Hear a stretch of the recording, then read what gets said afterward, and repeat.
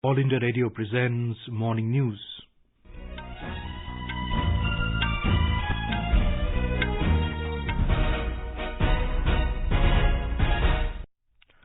Good morning. I'm Abhishek Mukhopadhyay. The headlines. Shiv Sena Chief Uddhav Thackeray stakes claim to form government in Maharashtra. Prime Minister Narendra Modi says country moved forward in the last 5 years as decades-old problems have been solved. Terrorism is the single biggest threat to international peace and security, says External Affairs Minister S Jaishankar.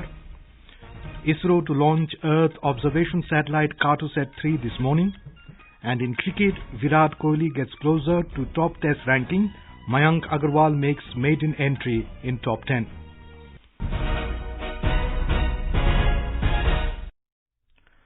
Shiv Sena NCP Congress combines Chief Ministerial candidate Uddhav Thackeray stake claim to form government in Maharashtra. Having been elected as the common nominee of the three parties for the top post, Mr. Thackeray last night reached Raj Bhavan to meet Governor Bhagat Singh Koshyari and stake claim for the Maharashtra Vikas Aghadi. A senior Sena leader who met the governor along with leaders of the Congress and the NCP said Thackeray will take oath as the Chief Minister at 6:40 p.m. tomorrow at the Shivaji Park. Earlier, NCP Chief Sharad Pawar had announced at a joint meeting of the three parties that swearing-in of the new government will take place on 1st of December, but the schedule was apparently changed late last night. According to a statement by Raj Bhavan, the governor in a letter addressed to Uddhav Thackeray said he has noted that Maharashtra Vikas Aghadi has won 166 number of elected members. It further added that since Uddhav is not a member of Maharashtra legislature, he will have to become a member within 6 months after taking oath as the Chief Minister. A report from our correspondent. The decision to elect Uddhav Thackeray as nominee for Chief Minister's post was taken at a joint meeting of the three parties at a suburban hotel in Mumbai yesterday. The leaders of the three parties submitted a letter claiming support of 166 MLAs to the governor. The dramatic turn of events came after Devendra Fadnavis resigned earlier yesterday, barely 80 hours after taking oath for the second time, a move triggered by his deputy Ajit Pawar's resignation citing personal reasons. Both resignations came hours after Supreme Court gave a verdict on floor test in Maharashtra Assembly. Sweetie Jain, AR News, Mumbai. Special session of the Legislative Assembly has just begun, where the newly appointed Pro Tem Speaker Kalidas Kolamkar is administering oath to the MLAs. The MLAs were welcomed by NCP leader and MP Supriya Sule outside Vidhan Bhavan in Mumbai. Prime Minister Narendra Modi has said that India has witnessed a transformation in the last 5 years and has moved forward. Addressing a conclave organized by a private TV channel in New Delhi last evening, Mr. Modi said problems that have lingered for decades have been solved. He said people gave the mandate to the government to work tirelessly to fulfill their aspirations. The Prime Minister said the citizens aspire to free the country from challenges that have gripped it for a long time. Speaking on abrogation of Article 370, the Prime Minister said the country knows how much it has suffered because of it. He said after the abrogation, new doors are opening up for development of union territories of Jammu and Kashmir and Ladakh. Referring to the Ayodhya issue, Mr. Modi said it was lingering for a long time and earlier governments used to look for votes on the matter. Mr. Modi said the issue of triple talaq too was stressed too long on vote bank politics. चाहे article 370 हो, अयोध्या हो, 3 तलाक हो या गरीबों को आरक्षण, देश ने ऐसे फैसले लिए, पुरानी चुनौतियों का सामना किया और अब आगे बढ़ चला है। और ऐसा नहीं है कि देश विरोधी ताकतों ने लोगों को भड़काने के, अलगाव बढ़ाने के, उकसाने के प्रयास नहीं किए। सब कुछ कोशिशें हुई है, प्रयास हुए, लेकिन जनता ने ही उन्हें विफल कर दी। और जनता का यही भाव नेशन फर्स्ट है। The Prime Minister also spoke about several initiatives of the government like GST, Mission, Indradhanush, Jal Jeevan Mission and Housing for All. External Affairs Minister S Jaishankar has said that terrorism remains the single biggest threat to international peace and security. Speaking at an event organized to mark the Constitution Day yesterday, Mr. Jaishankar said all those who stand for democracy and human rights must unite against the menace of terrorism. On India's constitution, the minister said it is more than just a set of articles and schedules and represents hopes and aspirations of the people. He informed that the External Affairs Ministry is organizing a series of events across the world to commemorate the 70th year of adoption of the constitution. Indian Army has inducted Israel-made anti-tank guided missiles Spike along the LOC Northern Command Theatre in Jammu and Kashmir to bolster defense along the border with Pakistan. known as the fire and forget missiles, Spike are portable by men and are powerful enough to destroy tanks and bust bunkers within 4 kilometers. In Jammu and Kashmir, police has issued an advisory asking people in the valley not to venture inside encounter zones due to the danger posed by stray explosive materials. People are requested to cooperate with police until the area is completely sanitized and cleared of all the explosive materials. This is All India Radio giving you the news. For quick news updates, visit our News on AIR app and follow us on Twitter at AIR News Alerts. You can also visit our website www.newsonair.com. The National Space Agency ISRO will launch India's most sophisticated Earth observation satellite Cartosat-3 this morning.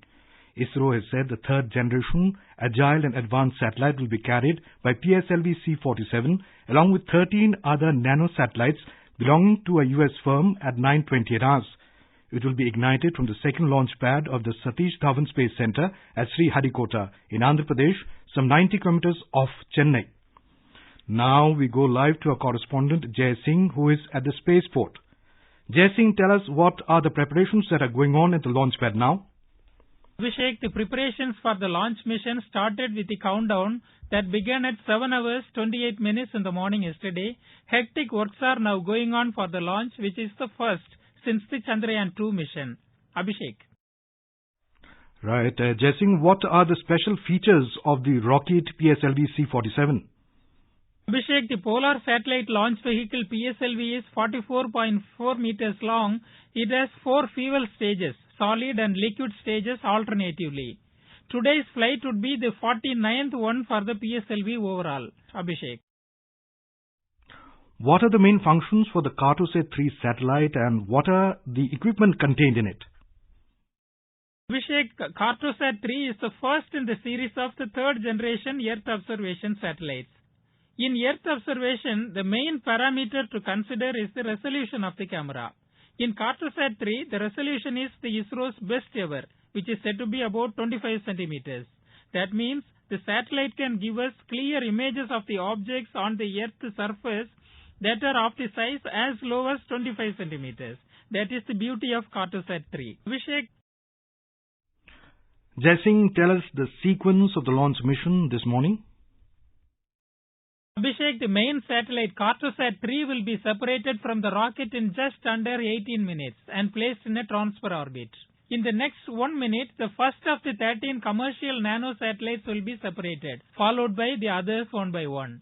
The separation of the last of the customer satellites will be over in about 27 minutes since the launch. Abhishek. Right. Jai Singh, thanks for the information about today's launch mission from Sriharikota. Well, moving on, campaigning is in full swing for Jharkhand Assembly elections. It has been intensified in those areas where the first phase of election will be held on Saturday. The first phase of elections will be held in 13 constituencies spread over 6 districts. AIR correspondent reports that leaders of various political parties, including BJP, Jharkhand Mukti Morcha JMM, Jharkhand Vikas Morcha JVM, and AJSU are making whirlwind tours throughout the state to voters. A report. Addressing election meetings in Hariharganj, senior BJP leader and Chief Minister Raghubar Das alleged during JMM Congress rule, nationalism and extremism activities increased. Senior BJP leader Arjun Munda said only the BJP can provide a stable government in the state. JMM leader Hemant Soren said this election is a fight between capitalism and the poor. In an election meeting in Gumla, JVM leader Babulal Marandi promised if his party is voted to power, all districts of the state will be connected through rail. Besides the Congress and the left parties, AJSU leader Sudesh Kumar Mehto, LJP leader Chirag Paswan and RJD leader Tejashwi Prasad Yadav also addressed election meetings. With KK Lal's report from Ranchi, Sanjay Mattu for AIR News. The 81-member Jharkhand Assembly will go to polls in 5 phases between 30th November and 20th December. Counting of votes will be taken on 23rd of December. And now news from the Cineworld. India's biggest film festival, IFFI 2019, the golden jubilee of India's international film festival. Join us on All India Radio News for all about IFFI at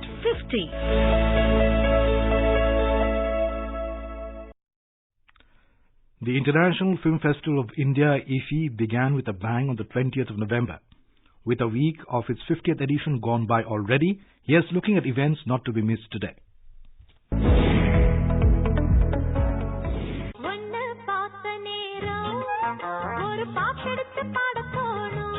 Here in Goa, we are at the penultimate day of the 2019 IFFI. A masterclass by the musical maestro Ilaiyaraaja is all set to enthrall audiences in Kala Academy today. The composer will be honored with the Legend of Indian Cinema special award at the closing ceremony tomorrow. Other masterclasses by Bengali actor Prasenjit Chatterjee and Bollywood choreographer director Farah Khan are also expected to draw huge crowds. Not just that, it's also one of the last days to catch some amazing films. Tibetan film Amakhandu will be competing for the ICFT UNESCO Gandhi Medal. Konkan Film Theatre, looking back 125 years, celebrates the Goan tradition and too promises to be an interesting watch. Jallikettu by last year's winner Lizzo Joe's Pelisseri will also be screened tonight. The festival has got something for everyone. Joggers Park Altinho will be hosting the hilarious classic Badosan as it returns to the big screen after decades. At Miramar Beach, F2 Fun and Frustration, the Telugu romance drama, will also be screened at 7 p.m.